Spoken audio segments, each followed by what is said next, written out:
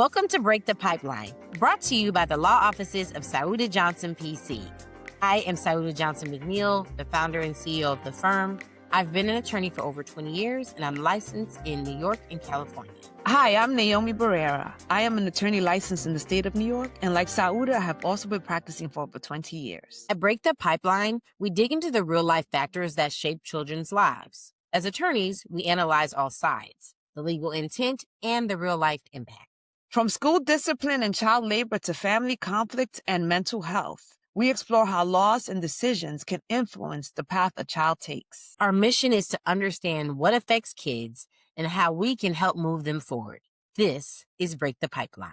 Thank you so much for joining us. Thank you. Hey, everybody. I'm Sauda Johnson McNeil, CEO and founder of the law offices of Sauda Johnson PC. Hi, everyone. Naomi Barrera here. Good to talk to you all today. So we are on Break the Pipeline, and this topic is about hungry classrooms, SNAP, the beautiful bill, and the battle over feeding America's children. Yes, this episode examines how SNAP, which is the Supplemental Nutrition Assistance Program, evolved from a federal security program to a cornerstone of school equity, and how the One Big Beautiful Bill changed that. Okay, so let's talk about the core question, Nay.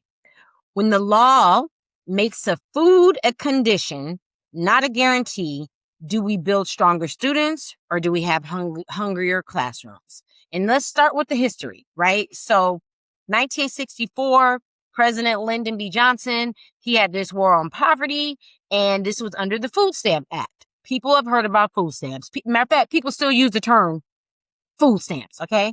So the purpose was to reduce hunger and malnutrition among low-income households while supporting U.S. agriculture. Back to now, 2008, it rebranded. It was called SNAP. And the idea is that these benefits are federal entitlements so that a household, if they had a certain income and eligibility, then the federal government guaranteed food aids. So now, Nate, let's talk about the connection to school. How SNAP impacted school? Well, wait, before we even go there, Sauda, remember, because it's a federal program, all the states now have to abide. So in New York, for instance, if you are someone who qualifies for SNAP, the schools have to provide either free or reduced lunches to children. How's California on this? Yeah, so they call it CalFresh, and basically California very much has a strong emphasis on food equity as part of the right to education. And when we make the connection in terms of free and reduced lunch eligibility in the schools, basically students in SNAP households automatically qualify for free school meals under the National School Lunch Act. So this is now how we're connecting SNAP, which in practice has served as a silent educational policy, feeding kids, stabilizing family, and ensuring attendance. We're talking about Break the Pipeline here, right? So what are the two sides? We're always looking at two sides. We have the law that was in place. This law has now been amended, still federal law. What is the two-side argument that's happening here? On the one end, you have people who agree with these changes, and then you have the other side that's in complete disagreement because the impact to low-income families. So what is your first take on it, Sauda? Well, let's talk about first the people who are against the change. The change has been made, and people are saying, hey, this is now hurting kids, because the core belief here is that food assistance and tying that to work requirements harm children in schools, because you get hungry kids, then they can't work, and now you have erasing equity funding, and basically learning conditions are worse. Right. So let's put it into simpler terms. If a child is hungry, and remember, a lot of these children, this may be their only meal. Right. How can a child be expected to perform at an adequate level in terms of even focus and concentration if they're focused on their little tummies and being hungry? Like it's one thing to talk about the law, and another, how is this child? Remember, we're talking about children of all ages. How are we going to expect them to adequately pay attention in class when they're starving? That is right. The one side of it. Yeah, absolutely. You also have equity, right? A lot of students of color and a lot of children who are from low income households, not based on color, just low income, all of these people are going to be now impacted because you have these widening socioeconomic gaps in terms of these children being able to eat. Because again, going back to what you said, if you have little ones that are hungry, then the argument is, how are they going to really be able to focus? How are they not going to have attention and behavior issues, right? So at the end of the day, you can't teach a hungry child. Making food conditional makes learning conditional too. So that's the first side of this. Right. So, and to that point, there are teachers that actually have stated that they themselves get money out of their own pocket to feed some of the children in their class because they understand that connection. The other side, the beautiful bill is tying these benefits to people actually being told to go to work. You want these benefits? Work for it. That's the bottom line. The schools should be focused on academics, and the food security, that is not a responsibility for the schools. That is what the other side is saying. And they're encouraging independence. The work linked to SNAP teaches responsibility and models self-sufficiency for students. Basically, if you have this poverty data and it's tied to welfare programs, then that's really going to distort school metrics, okay? Because schools should be funded by academic outcomes, not enrollment in these food aid programs. That's the argument that people are going to make who are basically in agreement with the big, beautiful bill and how SNAP is being cut and how it's impacting the school. They're not against it, right? Because at the end of the day, it's really about alternative funding formulas that are not relying on federal welfare. I mean, you see that line, right? You see that line across many of these two sides. Where, it becomes a question of pull yourselves up by your bootstraps, make it happen. Each institution should be focused on what it should be focused on. Why are we mixing different themes here for all intents and purposes? So let's talk about the schools pipeline. are for education. That's the idea. The schools are for education.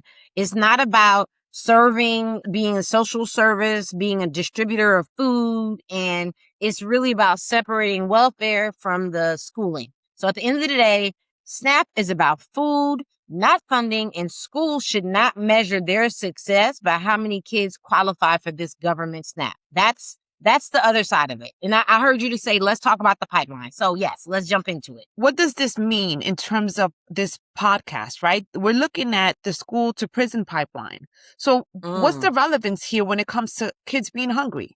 What is your take on that? I think it goes back to side one. The idea is, and this is probably for a lot of people who are not really in agreement with the change, it says if kids are hungry, then everything else is going to collapse. They're not going to be able to pay attention. They're not going to come to school, and they're going to have more behaviors, which basically is going to impact them being out in these streets and committing crimes. You're going to have more kids who are going to prison. That is going to be the tie-in for the break the pipeline context for this argument. Well, and then you have those that say the focus is not on food. This is academics. You have to do what you have to do. You have to come to school. You have to do your work. You have to follow the rules. You can't misbehave.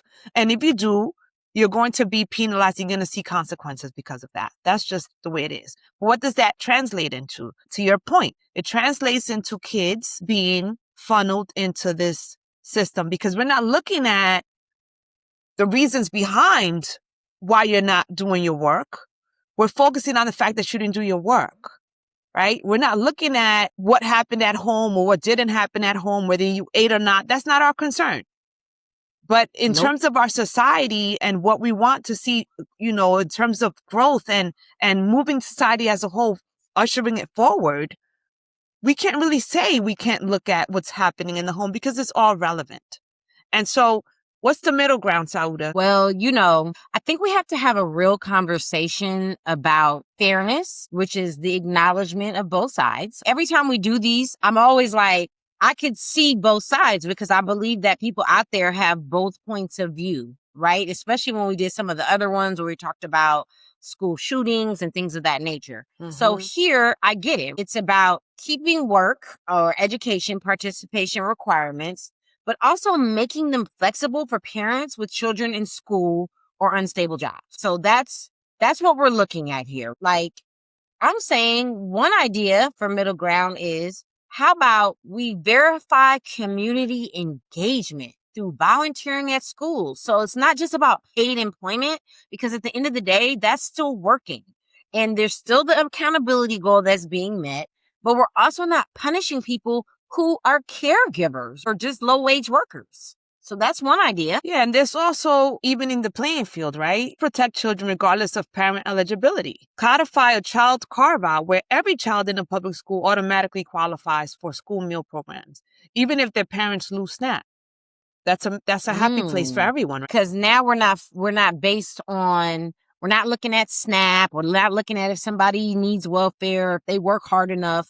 We're just saying, hey, everybody has food. You're entitled regardless of your poverty. And then that can eliminate a lot of the conversation right there. I like that one. I also like the idea of educational mission alignment. Let's recognize that feeding students is not a distraction from education. It's a prerequisite for learning.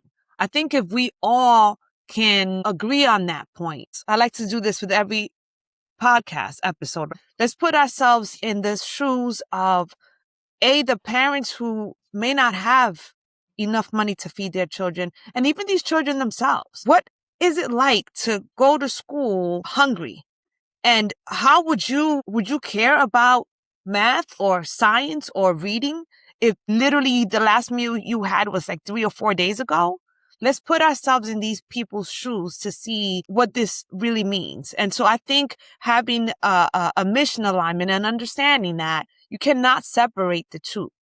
You have to feed these children in order for school and academics to work as well.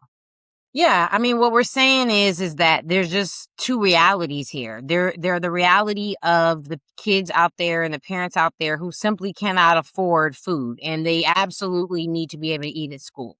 The other reality is that there are kids out there who don't need to eat at school based on the fact that they have money, they can bring in their own lunches. They're not dependent on that, right? So there really truly exists both worlds, and we have to acknowledge both.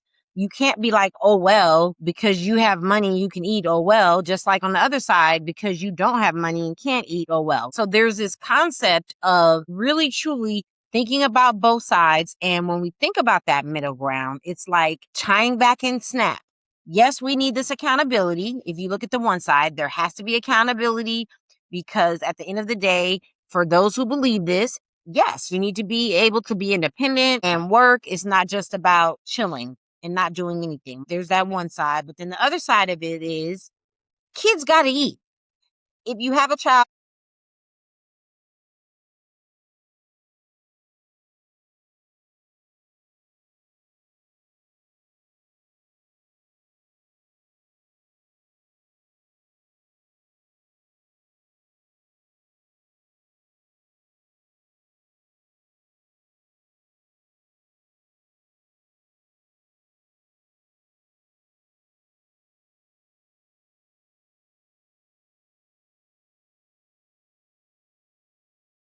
who's hungry, then they should eat so that they can actually do well in school. So that's what we're talking about. Breakfast is important, and so is accountability. And if we can balance that, then we may have kind of this middle ground, even with SNAP being cut in connection to schools. I agree, Sauda. We're talking about the cuts to the big, beautiful bill that happened, a few months ago. Most states are saying the federal government is not giving us any money, so we can't give people SNAP benefits anyway. So we're talking about now no food for schools, but no food outside of that as well. And some states can't afford to pay the SNAP benefits if they don't receive the money from the federal government. So it's dire times for many people in our society today, Sauda. I think this has been a really good episode. I think we've basically looked at both sides, and, hopefully we see some kind of middle ground and people coming together on this issue so that there are kids out there who are not going unfed, but at the same time, there are people out there who are being accountable and independent as they work on, not necessarily needing SNAP. Yes. Well, thank you everyone for spending this afternoon or morning for you, Sauda. Is it morning? Oh, no, it's afternoon for me, but it's morning somewhere for somebody that's watching this podcast. So it's about to be evening for me. So thank you all for spending today with us. Bye. This is Break the Pipeline.